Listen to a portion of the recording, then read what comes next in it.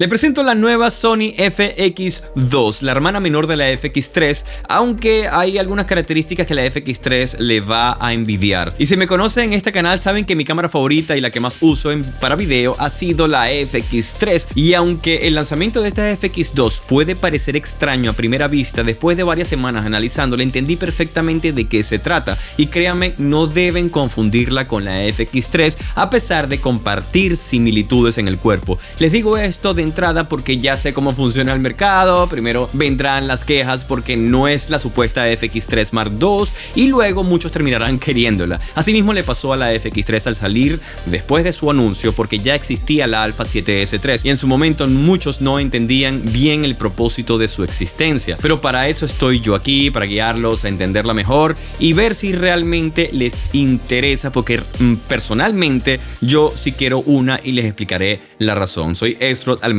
y esto es Road Mode, donde nos ponemos en modo geek. Empecemos revisando el diseño de esta nueva cámara. Es una cámara con un sensor full frame y a primera vista te darás cuenta que parece una FX3 en el cuerpo, pero varias cosas han cambiado y mejorado. Empecemos por lo más evidente y personalmente fue mi favorito, el visor electrónico, algo que siempre dije que extrañaba en la FX3. Es la primera vez que vemos un visor así en cámaras compactas de Cinema Line de Sony y la verdad es que me ha gustado bastante. Podemos angularlo hasta 90 grados, lo que ayuda mucho en ciertos ángulos, manteniendo una referencia confiable de color y exposición directamente en el visor.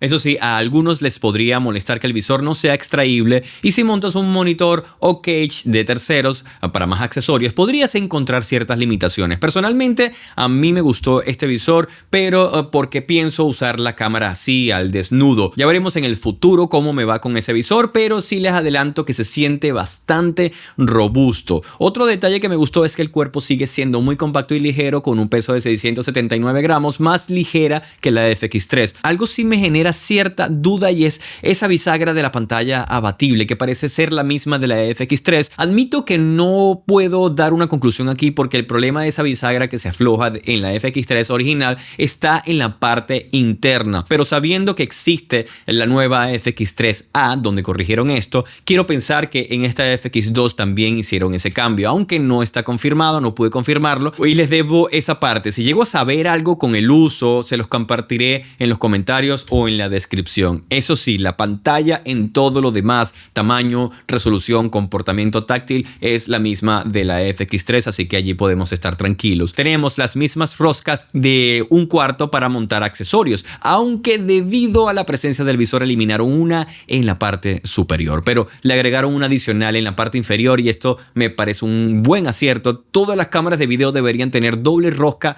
por debajo porque te asegura mejor la cámara en trípodes o rigs, evitando que se gire o se mueve. Otro detalle nuevo es el switch físico Movie Still, ahora dedicado en el cuerpo, permitiéndonos cambiar entre foto y video sin tener que entrar al menú. Esto sí me parece súper útil si eres creador híbrido o necesitas capturar fotos rápidas mientras ruedas video también. Y créanme, esta cámara captura fotografías muy buenas a buena resolución, pero eso ya lo veremos más adelante. Por supuesto, siguen incluyendo este fan cooler o ventilador, lo que garantiza grabación continua sin preocuparte por el sobrecalentamiento. Además, ahora lo vemos más expuesto en la parte trasera para mejorar el rendimiento del sistema de enfriamiento. Es compatible con el handle interfaz de audio de Sony. De hecho, viene en dos versiones cuando la compras, como en la FX3, con y sin handle. Yo la tengo de prueba sin el handle y le pude montar sin problema el que ya tenía de la FX3. Tenemos la posibilidad de usar dos tarjetas simultáneas, pero solo el slot 1 acepta CF Express, mientras que el otro sigue siendo solo para tarjetas SD. Los botones traseros también fueron reubicados y actualizados, agregando algunos nuevos como el botón Home, que nos abre una pantalla de visualización rápida de parámetros llamada el VIC 6. Los puertos de audio ahora están expuestos directamente sin necesidad de abrir compuertas, y eso sí me gustó bastante porque es mucho más práctico. El puerto multi y el USB-C todavía están protegidos con puertas, pero el HDMI estándar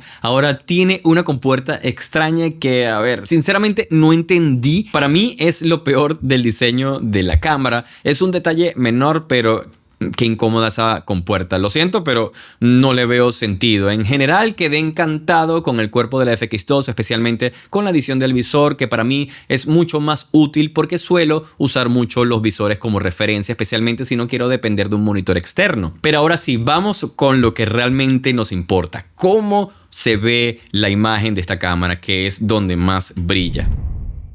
Estamos hablando de una cámara que, aunque es el modelo de entrada full frame dentro de la línea Cinema de Sony, hereda un sensor Exmor R retroiluminado full frame de 27.6 megapíxeles para video y 33 megapíxeles para fotografía. El mismo que ya conocemos por ofrecer una imagen con sobremuestreo de 7K a 4K cuando grabamos en modo full frame. También puede trabajar en modo Super 35 con ese oversampling de 4.6 a 4K.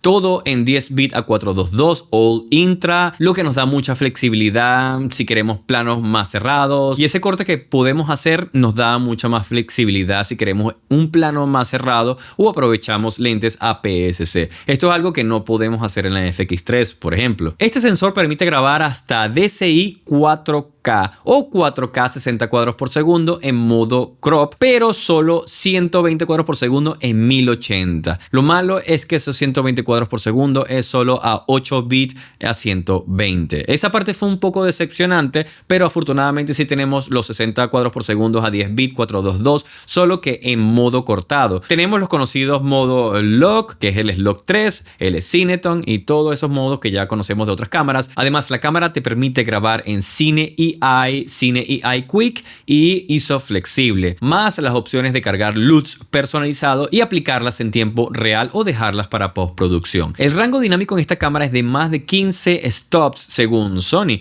tanto en ISO base 800 como en ISO base 4000, gracias a ese ISO dual base. Y aunque más adelante vamos a hablar en detalle de las diferencias con la FX3 en baja luz, porque obviamente la FX3 al tener menos densidad de píxeles, con píxeles más grandes, es más eficiente en sensibilidad. Te adelanto que en rango dinámico y color la FX2 está en la misma liga. De hecho, eso me impresionó mucho considerando que es un modelo más asequible full frame de la línea Cinema. Y aquí les voy a dejar unas pruebas de lado a lado con las dos cámaras usando el mismo lente en casi la misma posición, con los mismos parámetros en 4K DCI, y traten de analizar cuál es cuál antes de revelárselo. El color es muy parecido, con un pequeño leve ajuste en la FX2 que tiende a verse como un poco más neutral que la FX3, mientras la FX3 tiene una tonalidad ligeramente más cálida, pero la diferencia es casi imperceptible, lo que es una muy buena señal. Ambas cámaras mantuvieron las sombras limpias en ISO base 800. Eso sí, si subes mucho más el ISO, ahí es donde la FX3 toma ventaja, siendo más limpia gracias a su sensibilidad nativa de 12800, mientras que la FX2 tiene un segundo ISO base de 4000. Curiosamente, en ISO 4000 la FX2 puede ser más limpia que la FX3. Cuando estuve usando esta cámara en mis pruebas,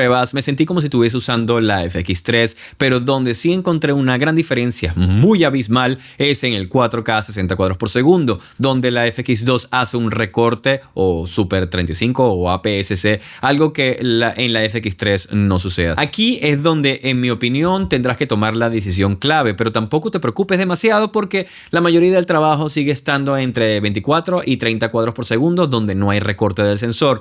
Y ojo, que también tenemos ventajas al tener un sensor de 27.6 megapíxeles en video. Primero, porque nos permite hacer recortes en cámara y tener más margen para zoom sin perder calidad. Y segundo, que en fotografía la FX2 tiene mucha más resolución, haciéndola mucho más versátil y cómoda para capturar fotografía. Se siente como si estuvieses usando una Alpha 7 IV o una Alpha 7C2. Y eso, la verdad, me gustó bastante. Así que es importante que tomes en cuenta todo esto, porque dependiendo de tu flujo de trabajo te podría convenir más tener una FX2 en lugar de una FX3, especialmente si valoras la fotografía híbrida. Y claro, ese visor al capturar fotos hace que la experiencia sea mucho más cómoda. Y por supuesto también podremos capturar fotografía en RAW aprovechando todo el rango dinámico del sensor a 33 megapíxeles. Es de obturador mecánico, por cierto. Hablando de RAW, también tiene una salida RAW de video con grabadores externos para aquellos que les gusta. Es decir, tenemos esa salida en RAW por HDMI. En definitiva, es una cámara muy capaz capaz tanto en video como en fotografía. También es importante mencionar que al tener sensor con mayor resolución, el manejo del rolling shutter lo podrías ver un poco más pronunciado que en la FX3, pero la verdad tampoco es muy diferente. En cuanto al moiré, el aliasing, no noté problemas evidentes en mis pruebas, porque ese sobremuestreo de 7K a 4K mantiene una imagen limpia sin esos artefactos molestos que pueden aparecer en ciertos sensores de alta resolución. Tenemos DCI en 4K que nos permite grabar a 24 cuadros por segundo reales, y en este modo DCI podemos llegar hasta 60 cuadros por segundo en 4K y con el mayor bitrate que puede ofrecer esta cámara.